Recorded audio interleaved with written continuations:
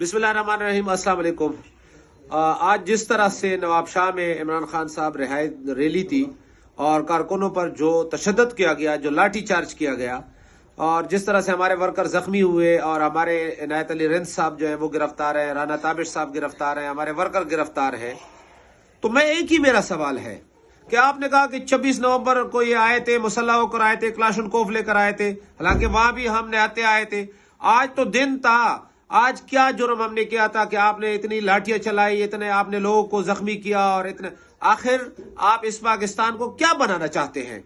मतलब आप कहते हैं कि मेरे हाथ में डंडा है तो मैंने पाकिस्तान को अपने डंडे के जोर पे चलाना है। ये मुमकिन नहीं है।